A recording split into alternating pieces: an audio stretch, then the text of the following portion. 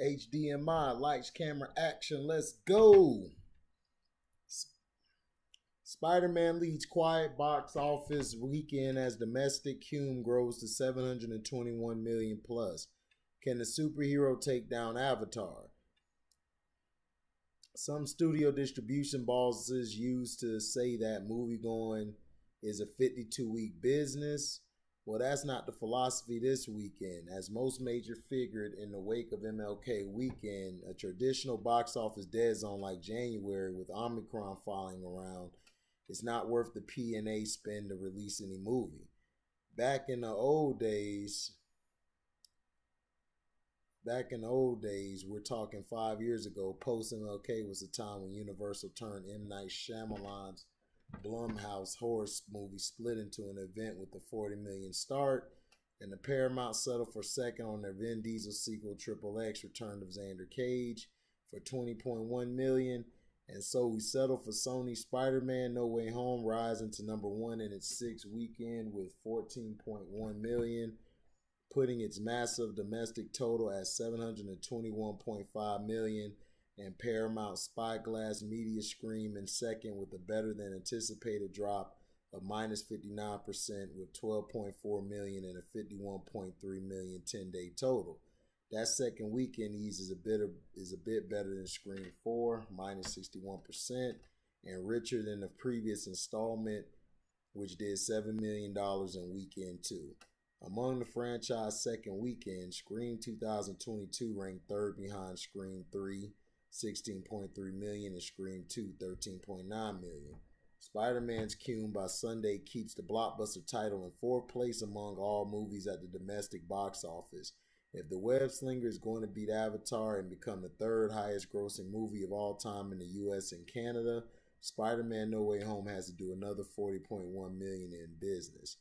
Through 6 weekends, No Way Home is 31% ahead of Avatar at the same point in time, which was at $551.7 million by the end of the weekend following MLK frame. However, the difference between the movies is that Spidey is more front-loaded while Avatar continued to do meaty numbers into President's Day weekend. Weekend 6 was $34.9 million, Weekend 7 was $31.2 million, Weekend 8 was $22.85 million, while the 4-day President's Day holiday pulled in $28.7 million. If No Way Home is going to beat Avatar, then it needs to emulate a box office gross pattern that's similar to 2015's Star Wars Force Awakens between this weekend and the end of President's Day weekend, which is where Spider-Man could see another boost. Here's what there is hope. Spider-Man No Way Home made a similar amount of cash as Force Awakens in its post-MLK Weekend 6. In Weekend 7, which in Weekend 6 was $14 million. In Weekend 7, Episode 7 fell 21% to $11 million. All in between Weekend 6 and President's Day Monday. The Star Wars title did $37.1 million. No Way Home needs to do a little more than that. By President's Day weekend, Force Awakens was booked in 1,800 theaters. On a global basis, Spider-Man No Way Home is now the number 6 highest grossing movie worldwide, passing Jurassic World at $1.67 billion and The Lion King $1.66 billion, with a worldwide haul of $1.69 billion, including $970.1 million from offshore territories. Major studio moviegoing isn't expected to come back until February 4th, with Lionsgate Sci-Fi Roland Emmerich titled Moonfall and Paramount's Jackass Forever. One wonders if there was a missed opportunity here by studios sitting on the sidelines this weekend. Best to spend your marketing money during the pandemic on the holiday frames when there's more of the audience available. With the 18 to 34 demographic being the most confident to head to the movies, it's interesting to note that there were more colleges out on Friday at 15% and K through 12 at 3%. Then there will be on February 4th, which is respectively 2% and 1%. But in the wake of Sony movie Morbius, the assumption was that Omicron would be worse by this point in time. The surge is flattening according to the LA Times. Even though Cali is averaging 100K new cases a day, more than twice as high as last winter's high of 46K, Los Angeles County Public Health Director Barbara Ferrer advised many to delay non-essential activities such as unmasked, parties and dinners given the plateau. There will come a time when studios return to a big event movie a week this year. That'll begin on March 25th with Paramount's The Lost City and continues into the summer. Until then, there are dead zones on the calendar. Next weekend, there aren't any wide releases. Ditto for February 25th, 27th, and the weekend after Warner Brothers. The Batman opens March 4th, and from March 11th to 13th, there aren't any wide releases programmed. That said, analysts seem to debate whether the Matt Reeves DC title would be another 100 million plus opener. News of the Picks 2 hours and 55-minute running time casting a bit of doubt. You may have noticed that Universal did open the faith based upon base period movie Redeeming Love, based on the franchise Rivers novel, in 1,903 theaters to 1.49 million on Friday, set for a $3.7 million weekend. But it's not the studio's movie. They're just doing a distribution deal, and I understand that they're not even on the hook for marketing. The movie from Eagle Eye and Disturbia director DJ Caruso is produced by Natiba Pictures, Pinnacle Peak Pictures, and Mission Pictures International. Roma Downey is listed as an executive producer, unlike other faith-based movies, which typically win over their audiences with an A+. Redeeming Love received a B+. ComScore / Screen Engine post-track exits were at 85% positive and 72% recommend. Has anyone seen any ads for this film? I sure have not. I hear they weren't any NYC or LA cinemas in the top 100 runs for the movie over the weekend, with the South reaping close to 60% of the picks gross versus the business average of 35% for a regular wide release.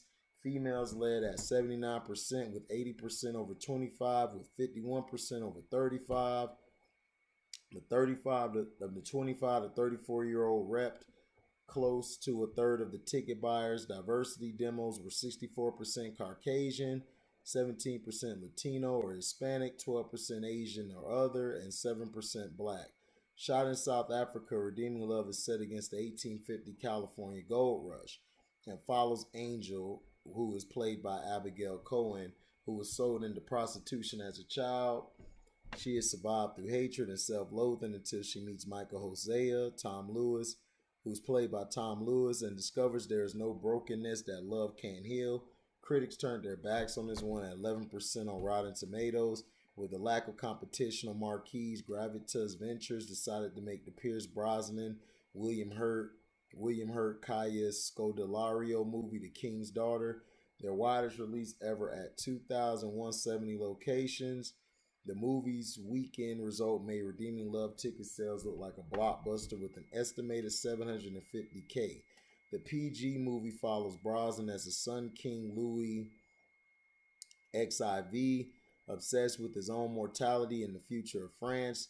Louis turns to his spiritual advisor, Père Lachaise, who's played by Hurt, and the royal physician to help him obtain the key to immortality, believing a mermaid, played by Fan Bingbing, contains a force that grants everlasting life. Louis commissions a young sea captain to search the seas and capture the mystical creature. Further complicating his plans is his orphan daughter, Marie Joseph, who's played by Scodelario, who returns to court with an abundance of elegance and an inherent defiance of authority. Critics enjoyed The King's Daughter just a little bit more than Redeeming Love at 26%. Really soft ticket sales here, mostly in the West, with post-track at 66% and a low 31% recommended. Those few who decided to see it were women at 54%, 84% over 25, 63% over 35, and 44% over 45 years old. Diversity demos were 62% Caucasian, 19% Latino and Hispanic, 11% Asian / other, and 4% Black. So we know who enjoyed that movie the most. But those are basically the box office prices of what the movies are making. I think No Way Home's gonna break some more records. Just got to keep its run going and keep advertising. But that's just showing you the numbers from the past month. So thank you for listening. Like, comment, subscribe, share this. Hit the notification bell to select all to receive upcoming notifications. And if you love what you hear, you can hit the description box. You can hit the link to my Cash App. You can donate $1 or $1,000,000. Whatever you're willing to give, we accept. Thank you for listening. HDMI lights, cameras are off.